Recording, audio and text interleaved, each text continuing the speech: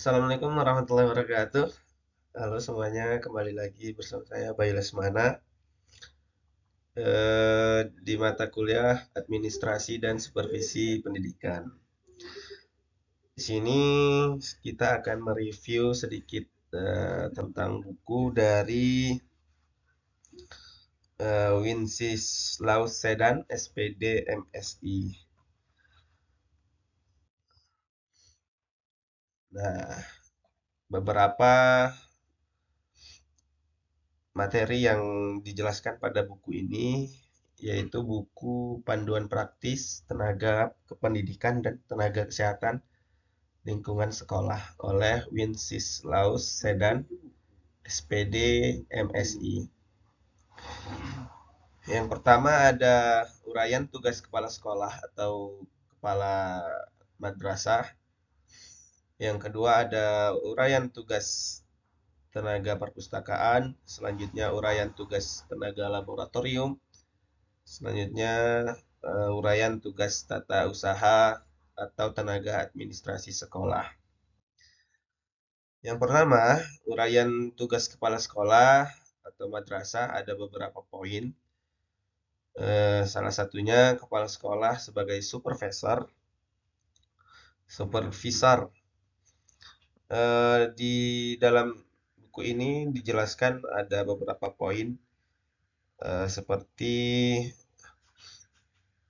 melaksanakan program supervisi, melaksanakan evaluasi diri sekolah, melaksanakan evaluasi dan pengembangan kerja tahunan, mengevaluasi pendayagunaan pendidik dan tenaga pendidikan, menyiapkan kelengkapan akreditasi sekolah. Nah, selanjutnya yang kedua, kepala sekolah sebagai pemimpin atau leader. Nah, di buku ini dijelaskan beberapa poin tentang kepemimpinan kepala sekolah.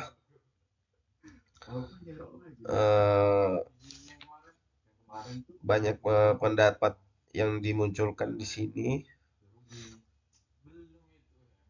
Salah satunya kepala sekolah sebagai pemimpin pembelajaran.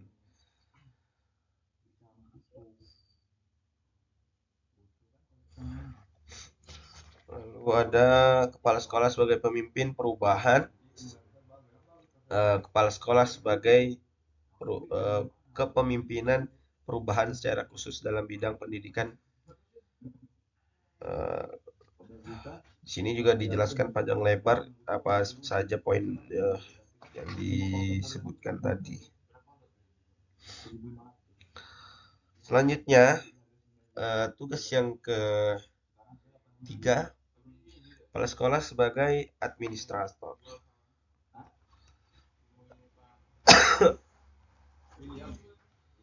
Artinya,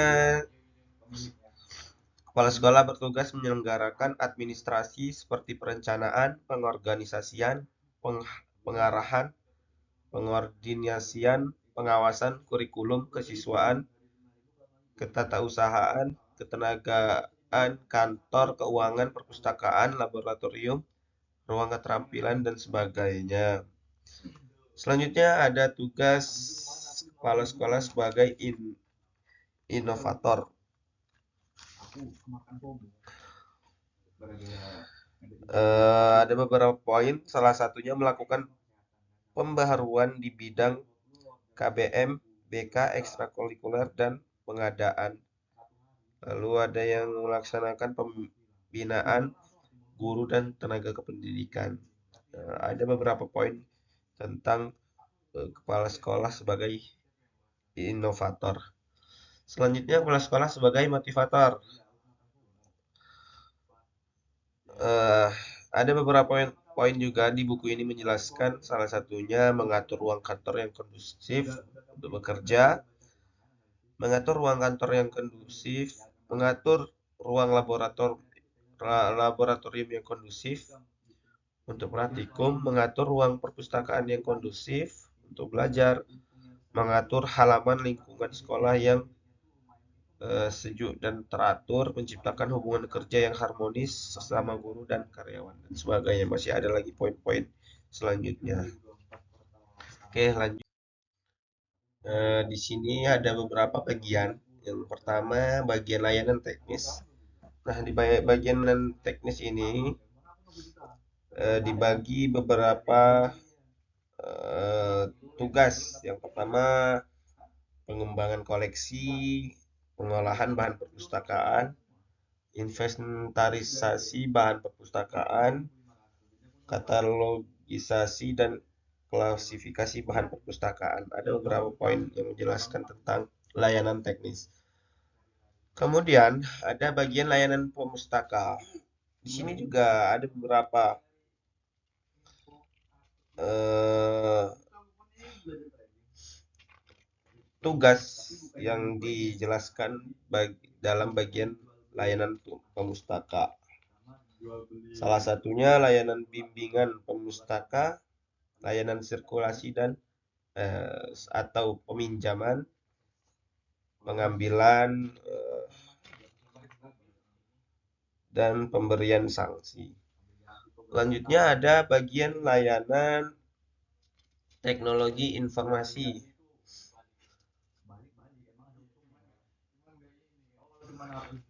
Di sini dibagi beberapa tugas lagi.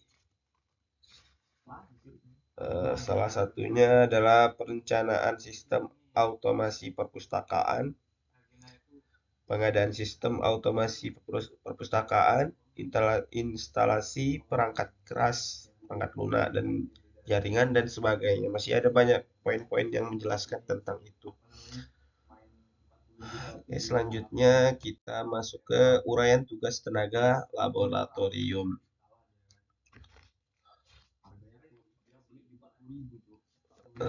Di sini ada menginventariskan bahan praktikum.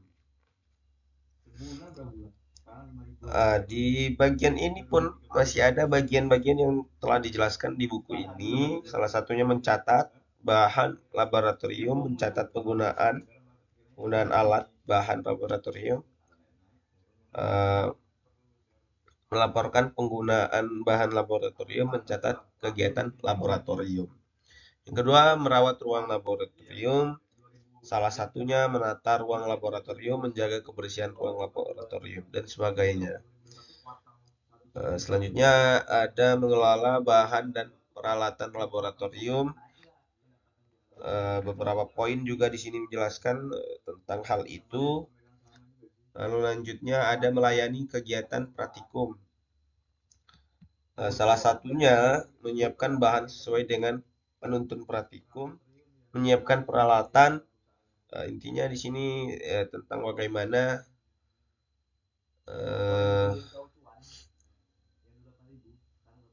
mempersiapkan atau melayani kegiatan praktikum itu. Selanjutnya ada menjaga kesehatan dan keselamatan kerja laboratorium. Nah, di sini intinya bagaimana tugas laboratorium itu melakukan SOP kerja yang baik. Baik, yang selanjutnya tentang uraian tugas tata usaha atau tenaga administrasi sekolah. Sini ada beberapa poin juga menjelaskan tentang itu. Yang pertama kepala tenaga administrasi. Nah, di sini pun ada bagiannya lagi, kepala tenaga administrasi dibagi menjadi beberapa tugas. Di sini lumayan cukup banyak, cukup jelas tentang pembagian tugas itu. Lalu ada pelaksanaan urusan administrasi, pelaksana urusan administrasi. Ada beberapa poin yang menjelaskan tentang ini. Salah satunya program pelayanan harian, program pelayanan bulanan, program semesteran, program pelayanan tahunan. Lalu ada pelaksana urusan administrasi keuangan. Ya, ini mencakup pengurusan tentang keuangan sekolah ya. Lalu pelaksana urusan administrasi sarana dan prasarana. Sini jelasnya di sini ada beberapa poin tentang bagaimana urus tata usaha atau tenaga administrasi ini membuat bahwa satu tugas yaitu melaksanakan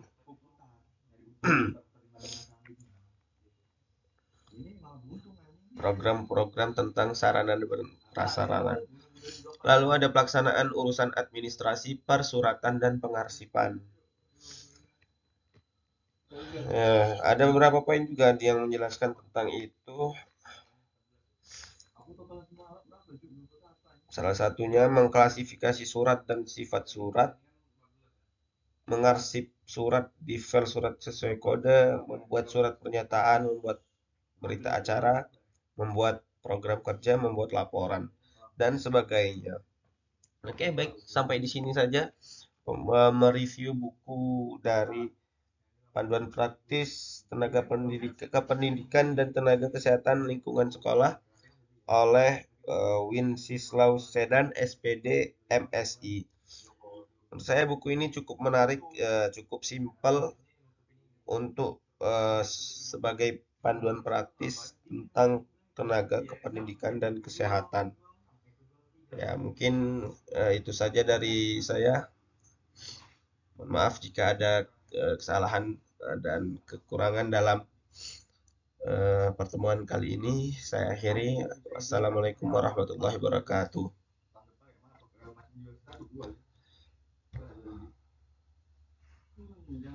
Alah.